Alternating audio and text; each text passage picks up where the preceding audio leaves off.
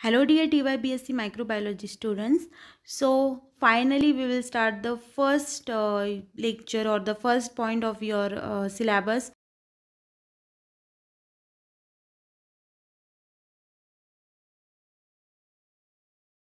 The brief idea about the MHC. Now the first point which is given in the chapter is the structure of MHC in man and mouse. So we will just see briefly the structure, how the structure is variable in the man and in the mouse. Okay, so without wasting any further time, we will just start. So the major histocompatibility complex. Now firstly, studying about the chapter, we firstly need to know what is the MHC molecules, what is MHC, and how it is playing role in our immune system. Okay, so last semester में हमने MHC के बारे में थोड़ा थोड़ा like idea लिया था, या आपने एसवाई में भी लिया होगा कि एमएचसी मॉलिक्यूल्स होते क्या है। बट अभी हम इन डिटेल में जाएंगे कि इनका जेनेटिक बेसिस पे कैसे स्ट्रक्चर होता है, कौन से जीन्स प्रेजेंट रहते हैं। देन हम ये भी देखेंगे कि उनका फंक्शन कैसे होता है। देन कौन से टाइप्स के एमएचसी मॉलिक्यूल्स होते हैं, हम ये आज डिटेल में देखेंगे। Okay, so the MHC molecules या जो मेजर हिस्टोकम्पैटिबिलिटी कॉम्प्लेक्स। ओके, अब इसका नाम क्या है, मेजर हिस्टोकम्पैटिबिलिटी कॉम्प्लेक्स। सो ये कुछ ऐसा क्लस्टर है जीन्स का, या ऐसा ग्रुप है जीन्स का जो हमारे जीन्स में या जीनोम में प्रेजेंट है, और वो क्या इनकोड करता है। ऐसे आपको पता है जीन्स से प्रोटीन्स बनते हैं। सो ये ऐसे प्रोटीन्स के लिए इनकोड करता है जो प्रोटीन्स एमएचसी मॉलिक्यूल्स बनाते। ओके, एमएचसी मतलब major histocompatibility complex, and MHC molecules वो मॉलिक्यूल्स है जो एमएचसी से बनते हैं। ओके, तो जो एमएचसी मॉलिक्यूल्स है वो क्या करेंगे, फिर वो हमारे जो इम्यून सिस्टम है, वो सेल मेडिएटेड इम्यूनिटी हो या फिर ह्यूमरल इम्यूनिटी हो या एडेप्टिव इम्यूनिटी हो, इन दोनों में वेरी इंपॉर्टेंट रोल प्ले करेंगे।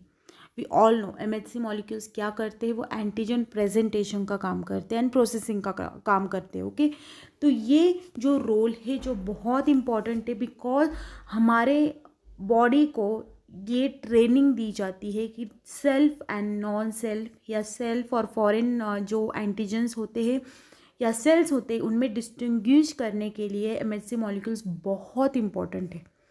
तो ये जो मेजर हिस्टोकम्पैटिबिलिटी कॉम्प्लेक्स होते हैं, अब हिस्टोकम्पैटिबिलिटी मतलब क्या कि tissue compatibility. Okay, histo means tissue and compatibility means क्या कि हमारे जो टिश्यू है इनमें, या हमारे जो सेल्स है इनमें कंपैटिबिलिटी रहनी चाहिए, या हमारे सेल्स में अंडरस्टैंडिंग रहनी चाहिए कि ये हमारे सेल्स हैं, इनको हमें कुछ नुकसान नहीं करना है। क्योंकि हमारे इम्यून सेल्स क्या होते हैं, वो बेचारे, उनका काम क्या होता है कि वो जो भी फॉरेन सब्सटेंस आएगा हमारी बॉडी को, उनको प्रोटेक्ट करना है। तो ऐसा ना हो जाए कि हमारे जो इम्यून सेल्स है वो ये डिस्टिंग्विश ही ना कर पाए कि हमारे सेल्स, हमारे खुद के सेल्स कहीं वो उनको एंटीजन ना कंसिडर कर ले, ये ना हो, इसलिए एमएचसी मॉलिक्यूल्स होते हैं। क्योंकि अगर हमारे बॉडी में फॉरेन पार्टिकल आया और हमारी बॉडी ने उसको डिलीट किया, then it is good. Okay, but अगर हमारी ही बॉडी सेल है और अगर हमारी इम्यून सिस्टम उसको ना पहचान पाए और उसको डिस्ट्रॉय करने लगे, तो हम बीमार पड़ सकते हैं या हमारी डेथ भी हो सकती है। So for that purpose MHC molecules play very very important role in the compatibility thing. Okay, then again one more thing is that कि एमएचसी मॉलिक्यूल जो होते हैं, आप जो एंटीजन प्रोसेसिंग एंड प्रेजेंटेशन का काम करते हैं।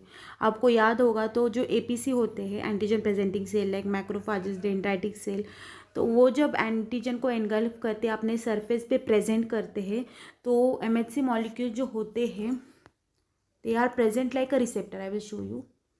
तो ये रिसेप्टार्स के जैसे MHC molecules are present. Okay, so this are the receptors and they are the MHC molecule. ये अपने ऊपर एंटीजन प्रेजेंट करते हैं, फिर टी सेल्स जाके इनको रिकॉग्नाइज करते हैं। ओके, तो ये जो रिकग्निशन फैक्टर है ये बहुत इंपॉर्टेंट है, एंड ये कौन करता है, particularly MHC. Okay, MHC molecules I will say. तो ये एमएचसी मॉलिक्यूल्स इस तरह से बहुत इंपॉर्टेंट है इन द इम्यून सिस्टम, तो इसलिए हमें इनको स्टडी करना है।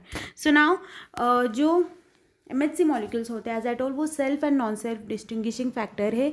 वो सेल्फ एंड नॉन सेल्फ में डिफ्रेंशिएट करने का काम करती है, वो कर पाती है, उनको पता चलता है, इसलिए वो प्रेजेंट भी कौन से एंटीजन्स को करती है, फॉरेन एंटीजन्स को प्रेजेंट अगर वो करे तो वो रिकॉग्नाइज हो जाती है by the T cell.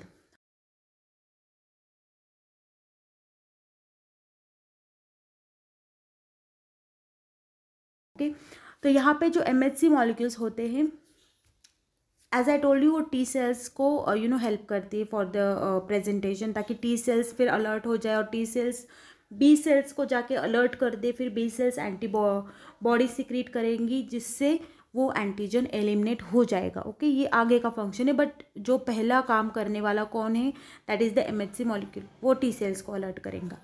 Now यहाँ पे हम देखेंगे डेफिनेशन।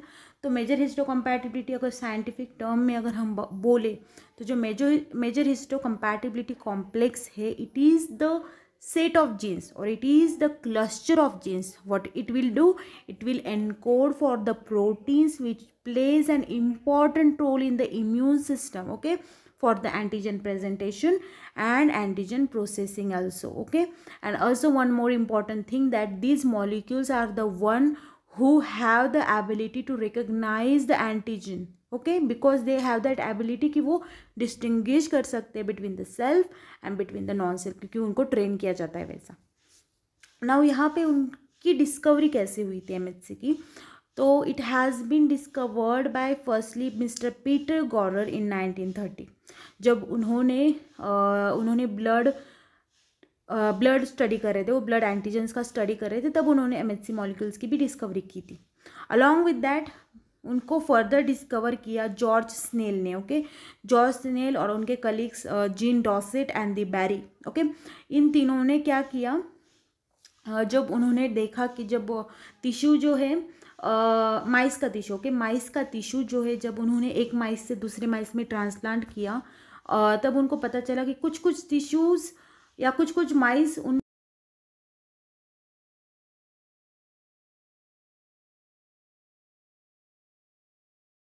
किसकी वजह से आता है, MHC मॉलिक्यूल्स में की वजह से, इसकी वजह से उनको नाम दिया गया हिस्टोकम्पैटिबिलिटी, इन्होंने ही नाम दिया था। हिस्टोकम्पैटिबिलिटी मतलब क्या, कि टिश्यू में कंपैटिबिलिटी ना होना, क्योंकि अगर कोई टिश्यू ऐसा डोनेट, लाइक फॉर एग्जांपल आपने किडनी डोनेशन सुना होगा, तो कोई कोई किडनी रिजेक्ट भी हो जाती है, तो अगर उन दोनों में कंपैटिबिलिटी नहीं है, हमने HLA टाइपिंग नहीं की और ऐसे ही वो डोनेट कर दी, तो ऑब्वियसली वो रिजेक्ट होनी है। वो क्यों होती है, बिकॉज जो दूसरा इंडिविजुअल है जो एक्सेप्ट करने वाला है किडनी को, उसकी बॉडी को वो आइडेंटिफाई नहीं होता, उसको वो नया लगता है, वो जो टिश्यू है या वो ऑर्गन है वो नया लगता है, उसके जो MHC मॉलिक्यूल्स है वो उसको रिकॉग्नाइज करते कि ये नॉन सेल्फ है, क्योंकि MHC मॉलिक्यूल रिजेक्शन में बहुत इंपॉर्टेंट रोल प्ले करते हैं, हमने ये ट्रांसप्लांटेशन में भी देखा था। तो ये जो रिसीव नहीं कर पाती है बॉडी और रिजेक्ट कर देती है, कुछ रिएक्शंस देती है, तो ये सब क्यों होता है, because of the MHC molecules. तो यही इन साइंटिस्ट ने भी डिस्कवर किया, जिनके वजह से इनको नोबेल प्राइज़ भी मिला। ओके, तो क्लासेस अगर हम बात करें MHC मॉलिक्यूल्स की, तो सबसे जो दो इम्पॉर्टेंट क्लासेस है वो है MHC1 and MHC2 class. Okay, तो ये जो दोनों क्लासेस है बहुत इंपॉर्टेंट है, बिकॉज ये इम्यून सिस्टम में रोल प्ले करती है, बट ये 3 एंड 4 इतना इंपॉर्टेंट नहीं है। 3 पर्टिकुलरली थोड़ा बहुत रोल प्ले करता है, क्योंकि वो एंटीजन प्रेजेंटेशन एंड प्रोसेसिंग का काम नहीं करता है, वो थोड़े डाइवर्स्ड है।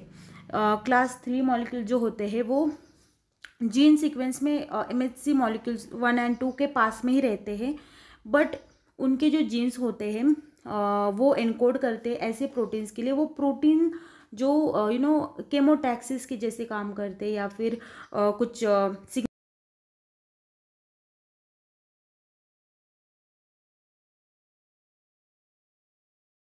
1 एंड क्लास 2 का आप बेसिक स्ट्रक्चर आज स्टडी करेंगे, जस्ट बेसिक। ओके, तो यहाँ पे इन डिटेल हम नेक्स्ट लेक्चर में भी स्टडी करेंगे, बट अभी आपको जस्ट इंट्रोडक्टरी पार्ट है।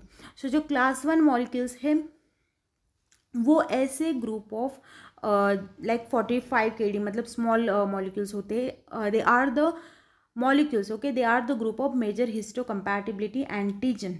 As I told you, major histocompatibility complex क्या इनकोड करता है, MHC molecules. Now they are present on the surface of all kinds of the nucleated cells except for the nervous tissue and the platelets. ये दोनों sales के अलावा like nervous system के sales यानी कि brain cells and the platelets, ये दोनों के अलावा ये सभी न्यूक्लिएटेड सेल्स में प्रेजेंट रहते हैं in the vertebrates. Okay, then उनका पर्टिकुलरली काम है MHC1 का कि वो TC cell, okay, cytotoxic T lymphocytes को ही एंटीजन प्रेजेंट करते हैं। देन CD8 रिसेप्टर के थ्रू, जो CD8 रिसेप्टर जो TC सेल्स पे प्रेजेंट रहता है वो बाइंड होता है to the MHC molecule. Okay, suppose MHC molecules ने एंटीजन प्रेजेंट किया है तो वो रिकॉग्नाइज होगा through the receptor which is the CD8 receptor which is present on the T cells. Okay, T cells पे जो प्रेजेंट है। सो ये एक मेजर फैक्टर है कि ये जो MHC1 मॉलिक्यूल्स है जो पर्टिकुलरली रोल प्ले करते हैं for the presentation of antigen on the cytotoxic T cells. Now it has the function that it brings the cell mediated immune response. Okay, cell mediated immune response में class 1 जो MHC molecules है उनका बहुत important role है. Other than that,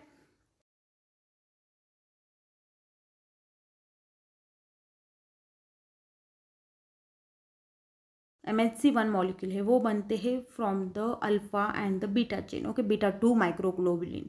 now MHC1 जो होते हैं उनमें ज़्यादा जो रोल है वो अल्फा चेन का होता है। You can see here alpha 1, alpha 2, alpha 3, ये तीनों एक ही चेन है। Okay, don't consider them as a 3 different parts, वो एक ही चेन का पार्ट है, बस ये डोमेन्स है उसके।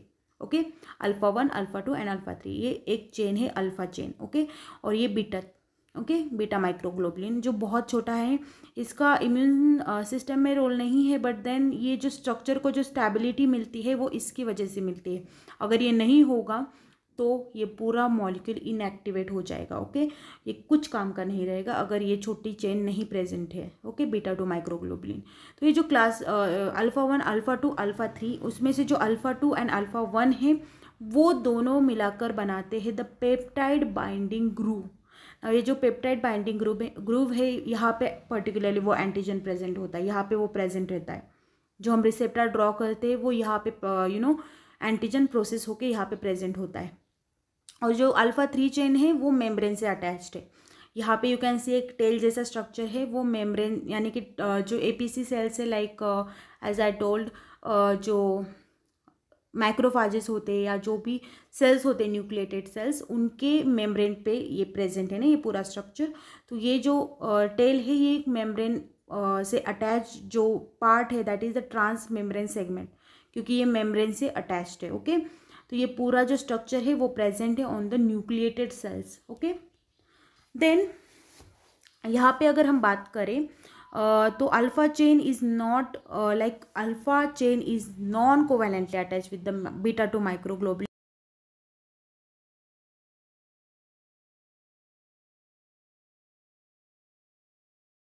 encoded by the A, B and C antigen in the human. Okay, human में जो MHC मॉलिक्यूल्स होते हैं उनको बुलाया जाता है HLA, human leukocyte antigens, and जो माइस में प्रेजेंट रहते हैं इनको बुलाया जाता है H2 complex. Remember this thing. Okay, then as I told you उनमें अल्फा 1, अल्फा 2, अल्फा 3 प्रेजेंट रहते हैं डोमेन्स। जो अभी फिलहाल ये जो तीनों डोमेन है ये 90 अमाइनो एसिड से बने हुए होते हैं। अलॉन्ग विद दैट जो बीटा माइक्रोग्लोबुलिन है वो जो अल्फा 3 सेगमेंट से जो इसके पास है बीटा के, तो इन दोनों का स्ट्रक्चर काफ़ी सिमिलर है। ओके, और बस इतना डिफरेंस है कि बीटा 2 में कोई ट्रांसमेम्ब्रेन लाइक प्रेजेंट नहीं है, टेल प्रेजेंट नहीं है।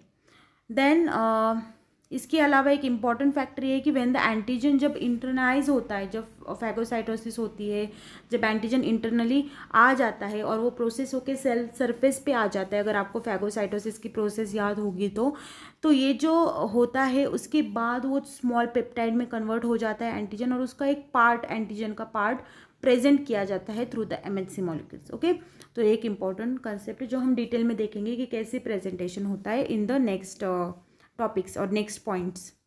यहाँ पे क्लास 2 MHC मॉलिक्यूल में एक मेजर डिफरेंस ये है कि जैसे मैंने आपको वहाँ पे दिखाया था कि वहाँ पे अल्फ़ा एंड बीटा चेन है, बट वहाँ पे बस बीटा 2 का एक पार्ट है, बीटा 2 माइक्रोग्लोबुलिन। यहाँ पे वैसा नहीं है, यहाँ पे अल्फा चेन भी है, यहाँ पे बीटा चेन भी है in the MHC2, alpha 1 molecule, alpha 2 molecule, and here it is the beta 2 molecule and the beta 1 molecule and the beta 2 molecule, और दोनों में ट्रांस मेम्ब्रेन टेल प्रेजेंट है। और ये जो peptide binding reason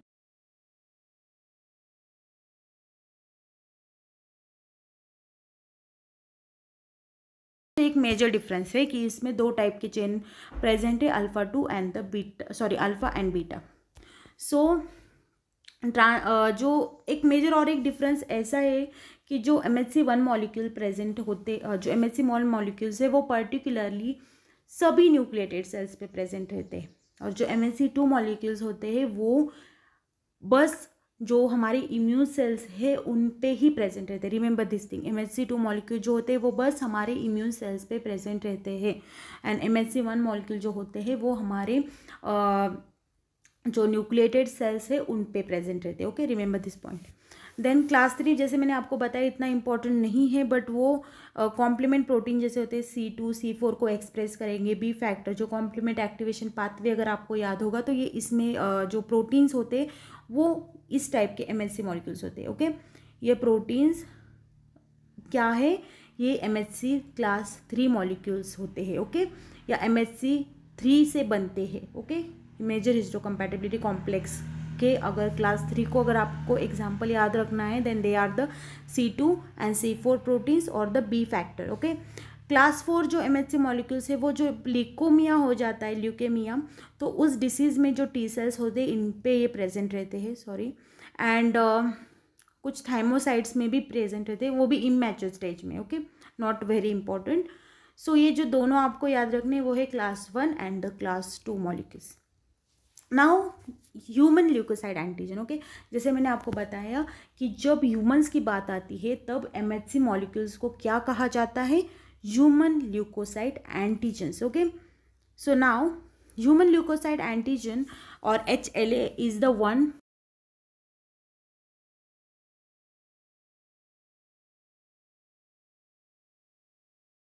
particularly MHC molecule जब humans में present होते तो उनको बोला जाता है द HLA मॉलिक्यूल्स और HLA एंटीजन्स। ओके, तो वो MHC मॉलिक्यूल्स का काम क्या है कि वो ग्राफ्ट रिजेक्शन कर सकते हैं, एडाप्टिव इम्यूनिटी में काम आते हैं, डिफेंस सिस्टम देते हैं against any infection, then cancer cells का डिस्ट्रक्शन करने में भी काम आते हैं, देन ऑटो इम्यून डिसीजेस में भी इनका रोल है, मतलब कुछ निगेटिव कुछ पॉजिटिव थिंग्स इनमें है। Okay, and various other things. Then MHC जो है it is been referred to as the cell surface antigen of vertebrates. Okay, because मैंने आपको बताया कि MHC मॉलिक्यूल वर्टिब्रेट्स के सेल्स पे प्रेजेंट रहते हैं, तो MHC का यही है कि ये वर्टिब्रेट्स पे ही पर्टिकुलरली प्रेजेंट रहते हैं। हमने बोल सकते हैं प्लांट्स में प्रेजेंट रहेंगे या बैक्टीरिया में प्रेजेंट रहेंगे या वी कैन से फंजाई में प्रेजेंट रहेंगे। No, they are present on the vertebrates only. Now H2 complex. Okay, जैसे मैंने आपको बताया कि अगर MHC मॉलिक्यूल्स माइस का है या माउस का है then it is called as the H2 complex. Okay, जो मेजर हिस्टोकम्पैटिबिलिटी कॉम्प्लेक्स अगर माउस पे है then it is called H2। Then H2 complex में भी जैसे MHC में है कि जीन्स या ग्रुप ऑफ जीन्स प्रेजेंट है जो रिस्पॉन्सिबल है okay for the production of antigens located on the nucleated cells. मतलब ये भी माउस में भी यही रोल है कि वो भी न्यूक्लिएटेड सेल्स में प्रेजेंट रहेंगे। देन अगेन ये जो होते हैं ह्यूमंस में अगर बात करें तो जो MHC मॉलिक्यूल्स होते हैं वो पर्टिकुलरली प्रेजेंट रहते हैं on the chromosome number 6 and in the mice it is been present on the chromosome number 17। Okay, then it has the set of the structural genes, मतलब कि एज आई टोल्ड यू वो surface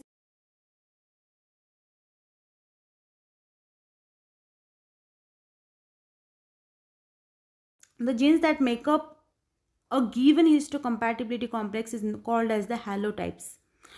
ये जो jeans होते हैं जो major histocompatibility complex बनाते हैं माइस में या H2 कॉम्प्लेक्स बनाते हैं माइस में उनको कहा जाता है हैलोटाइप्स। नाउ हम अगर जीन सीक्वेंस की बात करें माइस और ह्यूमन में, तो ह्यूमन्स की अगर हम पहले बात करें तो ह्यूमन में अगर क्लास 1 की बात करें तो उनमें सॉरी क्लास वन, ये पिंक कलर में जो है वो क्लास वन, उनमें 3 लोसाई प्रेजेंट रहते हैं, A B and C. Okay, and generally उसमें से एज आई टोल्ड बीटा 2 तो अनफंक्शनल होता है, उसका इम्यून सिस्टम में कोई लाइक रोल नहीं है, बट स्ट्रक्चर को स्टेबिलिटी वो देता है। तो ये ओके पर्टिकुलरली जो क्लास वन है उसमें A B and C locus है। ओके, तो इसमें as I you can see here A B and C region में ये जीन्स प्रेजेंट रहते हैं which encode for the class one, और वो बनाते हैं अराउंड 6 जीन्स। आपको पता होगा जीन्स के जो एक्सप्रेशन मतलब जीन जो वैरायटी ऑफ फॉर्म्स में एक्सप्रेस होता है उनको अलील बोला जाता है। एक ही जीन है बट वो डिफरेंट फॉर्म्स में एक्सप्रेस होगा। तो ए बी सी जो है वो 3 जीन्स एनकोड करते हैं, उसके अलावा उसके भी डिफरेंट फॉर्म्स प्रेजेंट रहते हैं। आपको बस इतना याद रखना है कि एमएचसी क्लास वन को एनकोड करने वाले जीन्स कौन से रीजन में रहते हैं, on the region A, on the region B, on the region C, on the antigen of sorry on the gene sequence of the human for the class one. Okay, class two की बात करें तो D P Q and R regions पे present रहते हैं। तो आपको पता है alpha and beta, MHC class two में अल्फा एंड बीटा दोनों का रोल है। So you can see here D P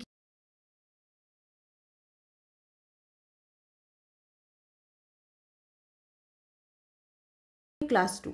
now here class three इतना इंपॉर्टेंट नहीं है, बट यहाँ पे जो रीजन्स है C4 C2 and BF। Okay, which encode for the proteins as I told you, C proteins हो या TNF हो। तो आपको 2 चीज़ें याद रखनी है, क्लास वन में कौन से लोकस पे, क्लास वन के जीन्स कौन से लोकस पे प्रेजेंट रहते हैं, on the A B and C, and class two के कौन से लोकस पे प्रेजेंट रहते हैं, P Q एंड R। इसके अलावा जो माउस होता है उसमें कौन से रीजन्स में प्रेजेंट रहते हैं। अभी माउस हमारे कैसे होते हैं, क्लास वन के एक साइड पे रखेंगे, क्लास टू के एक सीक्वेंस पे रहेंगे, या क्लास थ्री के एक सीक्वेंस पे रहेंगे, मतलब ये डिफरेंट डिफरेंट जगह पे प्रेजेंट है। बट यहाँ पे क्या होता है, क्लास वन के एक जीन इस सीक्वेंस में, उसके बीच में क्लास टू, क्लास थ्री, और उसके बाद फिर से क्लास आई। ओके, तो क्लास थ्री सॉरी, तो ये जो क्लास वन के जीन है कुछ इधर है कुछ उधर है, और उनके बीच में दूसरे टाइप्स के जीन्स, दूसरे क्लासेस के जीन है जो हम देखेंगे डायग्रामेटिकली। तो यहाँ पे रीजन कौन से होते हैं, IA IE। Okay, for the class two. यहाँ पे फॉर द क्लास वन कौन सा रीजन है, K and the D। Okay, you can see ये दोनों कॉर्नर में पिंक कलर के हैं, that is for the class one. तो वो रीजन कौन सा है, K region and the D region. थोड़ा कॉम्प्लेक्स चार्ट है, आपको थोड़ा प्रैक्टिस करनी पड़ेगी, otherwise you will not get anything. So यहाँ पे H2K IAE and there is the H2D H2L, ये सब क्या है, ये प्रोडक्ट्स है।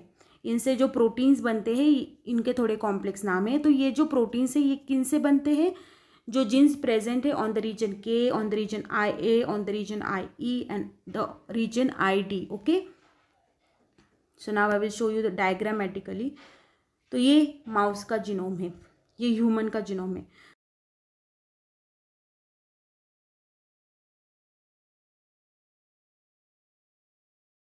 सिक्स है ये फॉर एग्जाम्पल, उसके जो आपको क्रोमोसोम का स्ट्रक्चर पता होगा तो आई विल शो यू, वो कुछ ऐसे होता है। ओके, एक रीजन थोड़ा स्मॉल होता है, तो ये जो स्मॉल रीजन है इसके ऊपर ये सीक्वेंस रहती है of the jeans of MHC। Okay, तो MHC के जो P रीजन है, Q रीजन है एंड द R रीजन, ये सब क्या है, ये रीजन पे ऐसे जीन्स प्रेजेंट रहेंगे जो एनकोड करेंगे for the proteins of class two MHC molecules. Okay, PQR class two. Okay, class one के लिए कौन है, ABC रीजन। ओके, जो यहाँ पे प्रेजेंट है, और क्लास थ्री जो इतना इंपॉर्टेंट नहीं है वो बीच में है। ओके, वो इंपॉर्टेंट नहीं है, बट आपको क्या याद रखना है, क्लास टू का रीजन कौन से PQR, क्लास वन के रीजन है ABC। Okay, for the human. और माउस के लिए कौन से रीजन है, यहाँ पे आप देख सकते हो KD। ओके, ये जो 2 रीजन्स है they are the important regions for the class one. अभी यहाँ पे क्या है कि यहाँ पे क्लास वन है, यहाँ पे क्लास टू है, यहाँ पे उल्टा है, यहाँ पे थोड़ा क्लास वन है, बाकी का क्लास वन इधर है, और बीच में क्लास टू है। ओके, एंड क्लास थ्री भी है। तो आपको क्या याद रखना है, K is for the class one and D is also for the class one in the mouse which is present on the chromosome number 17। And जो IA and IE as well as the DM है, ये दोनों क्या है, class 2 के। आपको याद कौन से रखने हैं, IA and the IE, okay. उनको आई जीन्स भी बोला जाता है, IR जीन्स, सॉरी। तो ये जो दोनों जीन्स है IA and IE, they belong for the class 2। यहाँ पे कौन से जीन्स रहेंगे, जो क्लास 2 के प्रोटीन्स को इनकोड करेंगे। यहाँ पे कौन से रहेंगे, K&D रीजन में वो जीन्स रहेंगे जो क्लास 1 को इनकोड करेंगे। So you need to practice lot.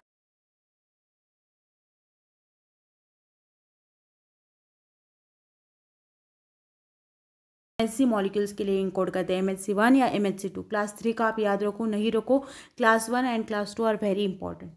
So I hope you have understood. Please do practice. I will forward you the notes regarding this point, and do practice the chart particularly, and remember the regions which are responsible for the MHC1 and MHC2. Baki nothing important to remember. ABC and the PQR, they are for the humans, okay, class 1 and class 2. And mice के लिए IA and IE, okay, and along with that D and L region, okay, they both are also for the MHC2. तो यहाँ पे आपको बस वो chart याद रखना है and you are done, okay, कुछ ज़्यादा डिटेल नहीं। So this is about the structure of the MHC in the mouse and man. I hope you have understood. Do practice, and we will also conduct a doubt clearing session regarding this, so be present there also, okay. Thank you.